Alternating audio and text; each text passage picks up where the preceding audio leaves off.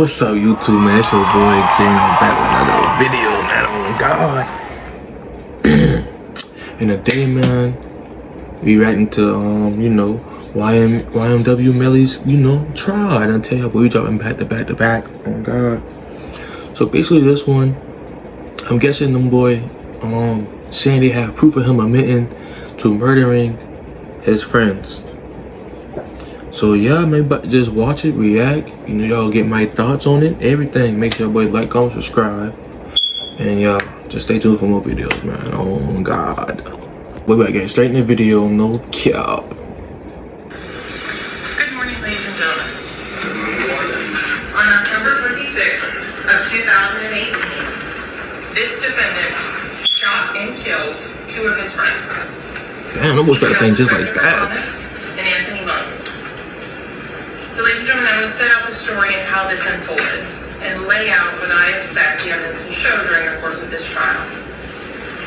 First thing you're going to hear is that at 4:35 a.m. on October 26th of 2018, Cortland Henry, the co-defendant, shows up at Memorial Miramar Hospital. In his car, he has two dead bodies. In the front passenger seat is Anthony Williams. In the rear passenger seat is Christopher Thomas.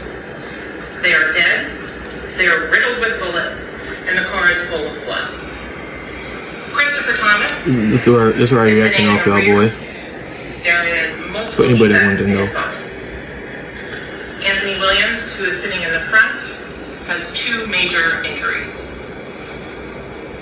Officer Jessica Amangor is working a detail at the hospital. Cortland Henry runs in, starts telling a story about a drive-by. Quote-unquote drive-by. Cortland Henry, and you're going to learn a lot about in the little picture they had, they showed gunshots in the car window, not the car window, the car door. We're at a music studio here in downtown Fort Lauderdale at 805 Northeast 4th Avenue. He's going to tell law enforcement, and you're going to hear this statement. You're going to hear the actual audio of him telling law enforcement. We were at the recording studio. We drove home as they lived out in West Miramar. You're going to hear Cortland say that they come across in the path of travel, that they're getting off the highway on I-75 southbound to go west on Miramar Parkway. And you're going to hear that on Miramar Parkway, sometime between 160th, which is also commonly referred to as Dykes Road, and 172nd, Cortland Henry says they were shot at. That he ducked down, and you'll see him doing that in the video, and that he didn't see any car, he didn't see any people, he has no information, and that he quickly went to the nearest hospital. Right. So you're going to learn that when you go on Miramar Parkway, and you take that right at 172, Memorial Miramar is just about 1 mile north. So the distance between most major intersections in Broward County is 1 mile. So you're going to learn that from 160th to 172nd, 1 mile. From 172nd to the next major intersection on Miramar Parkway, 184th, 1 mile. So you're going to hear and find that Mr. Henry's statement that the car is traveling westbound on Memorial Parkway and goes north on 172nd and shows up at the hospital for the drive-by is completely and utterly false. How can I tell you that, ladies and gentlemen? Tell me that. Well, the detectives from Miramar at this point shut down the entire length of Miramar Parkway from 160th to 172nd. And they sit and they walk side by side for an hour, that mile-long stretch, looking for evidence of this drive-by. Because evidence is the remnants a crime leaves behind. And in this case, You're not lying. If it was a drive-by, the bullets would still be there. very important. There is a lack of any evidence whatsoever to support that a drive-by happened on Miramar Parkway. They picking back. If it was a drive-by, the bullets would still be there. Shell casings, glass This ain't looking too good, bro. I ain't about to lie. You're going to hear that there's none of that found whatsoever. Damn. So then they say, well, maybe we have the time frame wrong. Maybe we have the location wrong. So they walk an additional mile from 172 to 184th. Still nothing. No broken glass, no projectiles, no fired casings.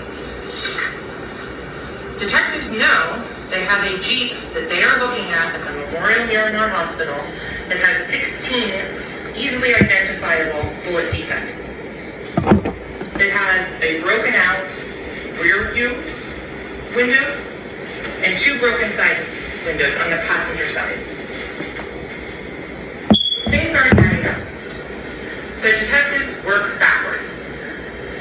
They are then able to determine that 805 Northeast 4th address is a recording studio, and that the recording studio is equipped with cameras. And ladies and gentlemen, you're going to see footage from both inside and outside of that recording studio.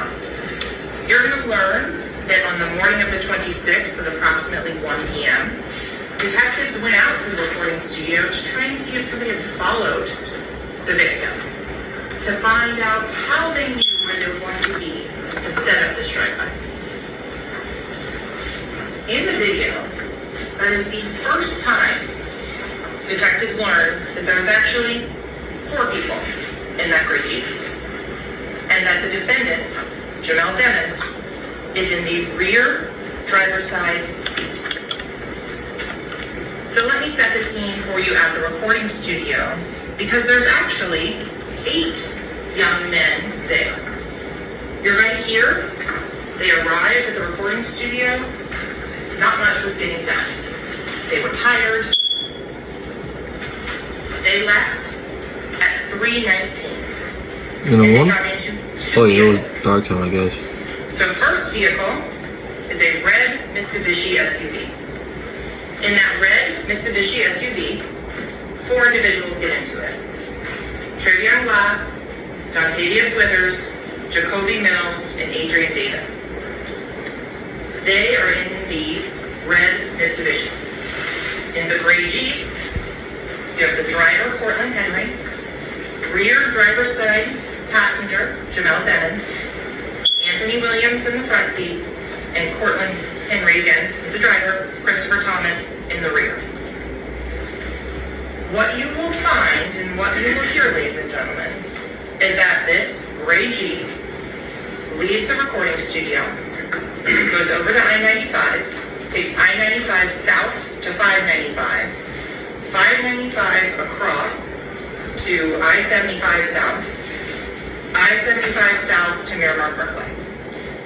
You're going to see traffic cameras from the Department of Transportation that show the cars going across 595 one after the other. In those videos, you're not going to see them stop. And it's just a small portion of which is covered by cameras on that. But then what you're going to see is the cell phone evidence. The digital leash. We ran around strap. Carried around in everyone's pocket, in everyone's car, you use on a daily basis. Because you're going to see, as Jamel Dennis leaves that recording studio, he's got his phone in his hand, and he's playing on his phone. You're going to see on that phone information that Anthony Williams had his phone with him. And the interesting fact that's important to keep in mind is Anthony Williams, the deceased in the front passenger seat, and Jamel Demons, who is the shooter, in the rear driver's side passenger seat, have the exact same make and model of cell phone. Not only do they have the same make and model of cell phone, they are on the exact same cell phone plan. So what that means? They're using the same service, the same cell towers, everything like that. So you can compare the information, from those two cell phones and see how they track together. Okay. Christopher Thomas, who's the deceased in the rear passenger seat, he had his iPhone as well, and he was on the Sprint service at the time. In the other car, that red Mitsubishi, I don't really fuck with Sprint. Dontavius Withers also had a Sprint service cell phone. So ladies and gentlemen, When I was in school, the service ain't never worked. in two cars, and all of the cell phone tracks together, going across 595, going until they get to Miramar Parkway and 184th. Hey, let me just put some facts real quick. If you gonna do some criminal shit, you don't take your phone with you, bro. At 3:50 a.m., going through the guard gate at Sunset Lakes. That was the gated community in which the individuals were all living at the time of this homicide in October of Don't take your phone with you, bro. On the Sunset Lakes guard video, the red Mitsubishi goes through, the gray Jeep doesn't. The gray Jeep instead goes north and then proceeds to go to the actual scene of the homicides. The gray Jeep goes north on 184th up to Pines Boulevard. Why ain't From Pines Boulevard, it travels west all the way to the edge of the Everglades, where it is desolate. I just feel though they know who everybody was when this shit happened. Why everybody ain't arrested? Why is only, like you said, Melly's the only person arrested? Or he got a co-defendant, so there's only 2 people? Why isn't everybody arrested? That Pembroke Road does not connect to the road. That right there, Pembroke Road dead ends at a trash facility. That at that recycling facility, you're not going to see people. You're not going to see activity. There's no street lights. And at 4:02 a.m., Jamel Demmons exits that vehicle and stages that drive. Because, ladies and gentlemen, remember, at this time, Miramar is going and working backwards. They're looking for communication to figure out how and why, how the location of this Jeep was known. Why they would be targeted. At that point, there is no communication. You're not going to see any sort of phone calls, any sort of text messages going out, setting up any sort of meeting at the edge of the Everglades at 4 in the morning. What you are going to find is that after the surveillance footage is brought up, some of these other individuals say, oh no, we stopped. We stopped the car and Mr. Demmons on the side of the highway got out of the gray Jeep and got into the red Mitsubishi. But ladies and gentlemen, it's important to know and look at the details.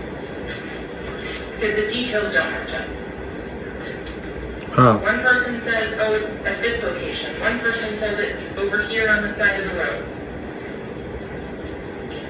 Look at what the physical evidence shows, and that's what I would suggest to you as the most reliable things.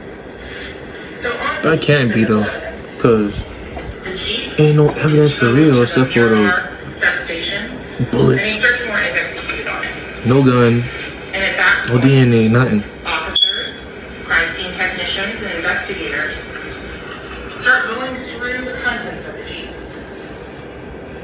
And all of the ballistic from the drive-by are all coming from the passenger side in towards the driver's side.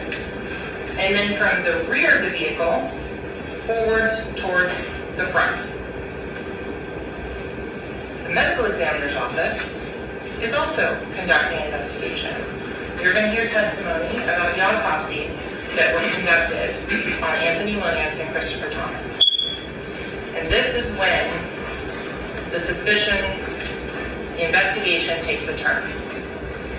Because at that point, the fatal wounds for Christopher Thomas and Anthony Williams are coming from inside the vehicle, from the rear driver's side passenger going out towards the passenger side. The other interesting thing the medical examiner's office is going to tell you is that when the drive-by was staged, I don't want to be the person to say it, but like, the victims were already dead. if it was a drive-by, they'd have seen bullets.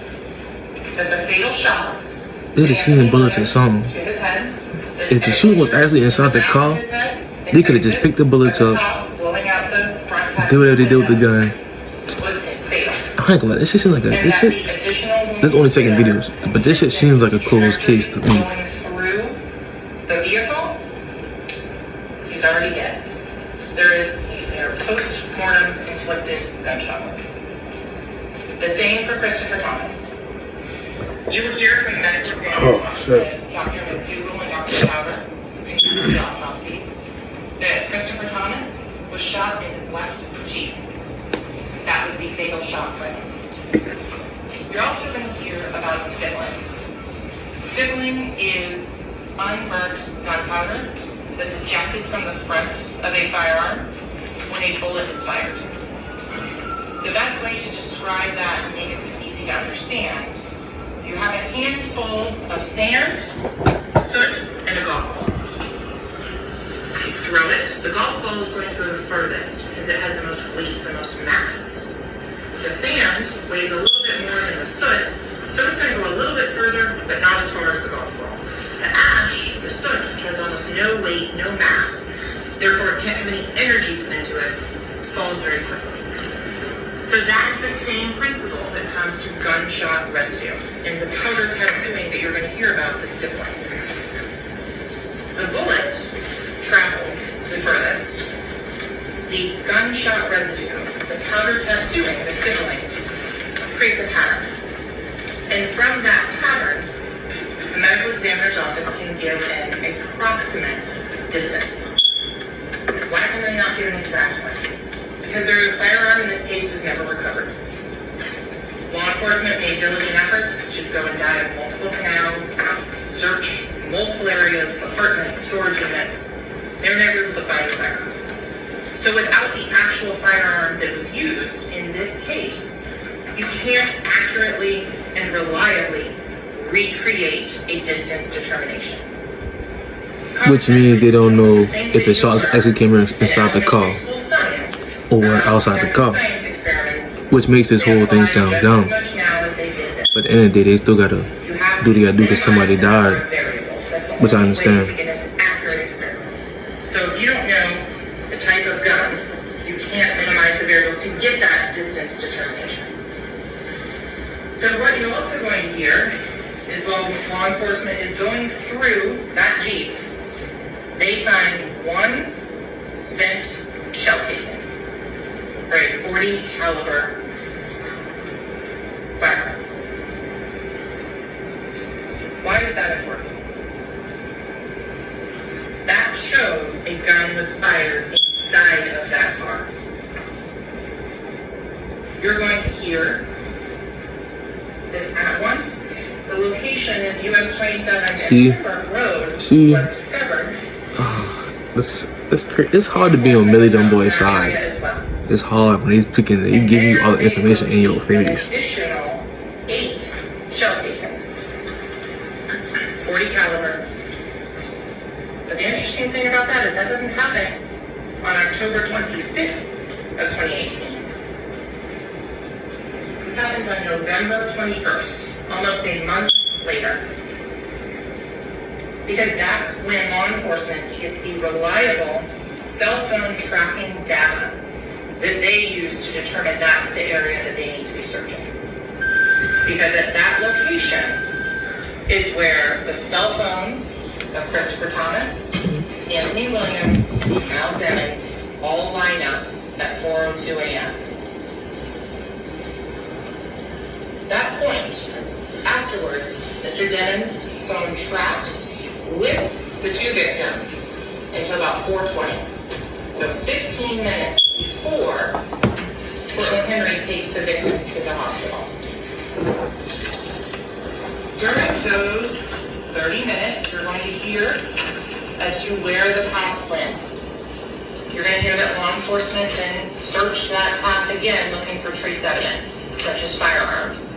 They didn't find it.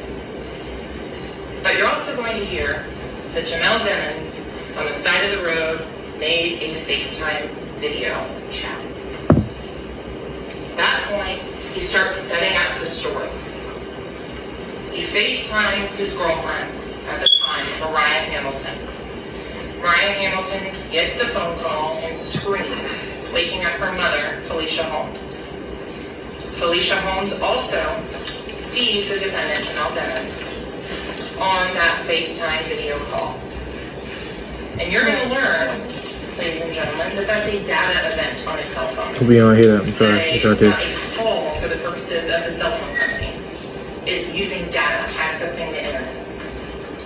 Felicia Holmes and Mariah Hamilton see Janelle Demons outside, and he is saying he's just been involved in a drive-by, and he thinks Anthony Williams and Chris Thomas are dead. So what you're also going to find out is while Mr. Demons is out there on the side of the road, 4 in the morning, 4:42 specifically, he sends a drop pin digital homing beacon to his current location to one of his friends, Frederick Gibbons. Frederick Gibbons is also involved in the music industry, and he asked to be picked up. Frederick Gibbons. I don't know if they charge Fiddle Bang with this. That's gonna be crazy. Drop pin, where Mr. Demons has moved a couple of meters. What you're going to find out as well, though, is these digital leashes, they have more than just phone calls, accessing the internet. They have health data. So, ladies and gentlemen, you're going to find and hear and be able to see the videos at the recording studio and see Mr. Demons taking steps.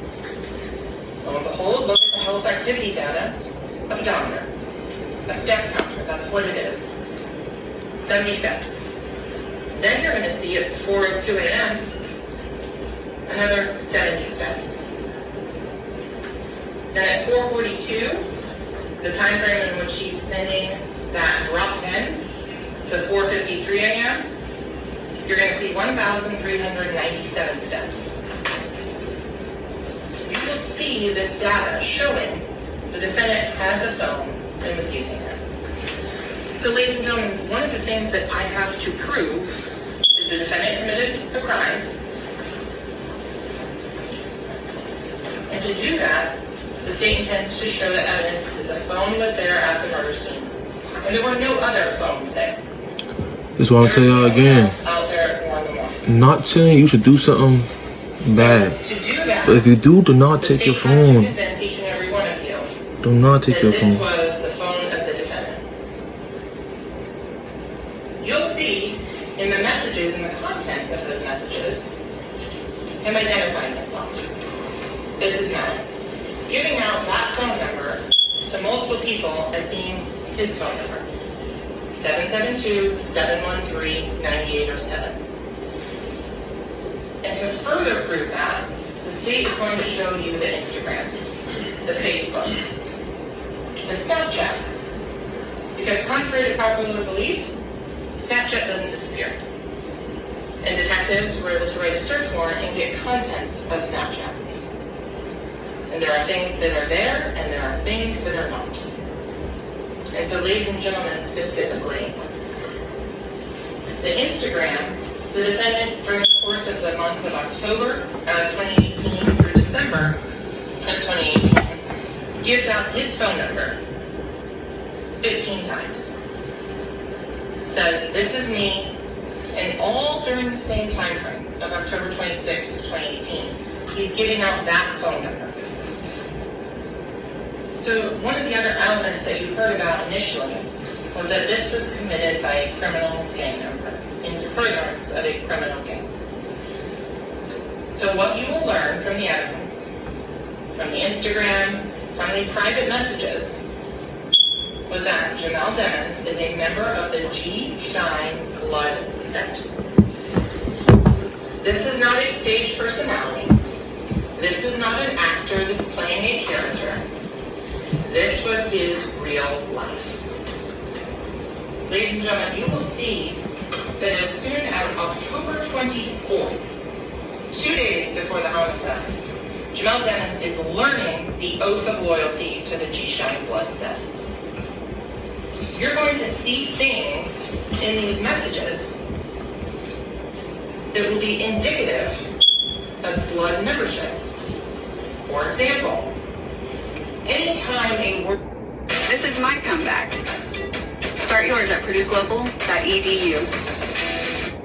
Word would normally be spelled with a C, as in Charlie. They don't use that. They replace it with the letter B.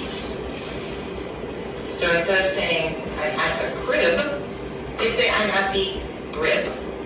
Why, ladies and gentlemen? Because they are blood. B is for bloods. So if you look through all the messages, you will notice time and time again, Jamel Dennis is dropping C's and using B's. And you're going to see pictures, you're going to see videos of the defendant doing something called stacking, which is a way to show a gang affiliation and to broadcast it to the world. And this is not just in music videos. This is not just in lyrics. Because we're not going to get into that. That's artistic expression. That's not why we are here But so that ain't got, I'm about to say that don't even got nothing to do with this case. I was just about to say that. Murdered 2 individuals. So in summary, the last thing I want to tell you that the evidence will show is that in the Instagram, because the defendant had a moderate social media following at the time of these events, people are reaching out to him. Some fans, some friends, some associates. You'll see on October 26th, after about 8 a.m. in the morning, Eastern time, multiple messages are coming in. Messages are coming in from individuals checking to see if he's okay. If he's been injured in this drive-by. It is true that Anthony Williams, who's also sometimes referred to as Sap, and Chris Thomas, who is referred to as Juby, are really dead. One individual, and specifically, sends out, and I want to quote the message exactly. Your boy follow me on Instagram. And says, right after this, yo, homie, good. Let me know something. And so, ladies and gentlemen, this is where context matters. Context. What does that mean? If you work at Google and you say, my whole floor is coding, that's a good thing. If you work at Barrett General Hospital and you say, my whole floor is coding, that is a bad thing. The context around the messages matters. Facts. So in the context of this message, this individual is reaching out, asking if Mr. Demmons is good, after he's been tagged in multiple social media posts about this drive-through, this shooting. And Mr. Demmons responds very succinctly, I did that. Shh. Ladies and gentlemen, at the conclusion of the evidence, the state is confident that you will find the defendant guilty of the first-degree murder of Christopher Thomas and Anthony Williams. Thank you. What? Thank you. But Want a smarter way? I can't, bro. I cannot, bro. I really, like, no matter how hard I try, I cannot help this nigga. But she really, she said context. No, I can't even help him, bro. I can't even help him.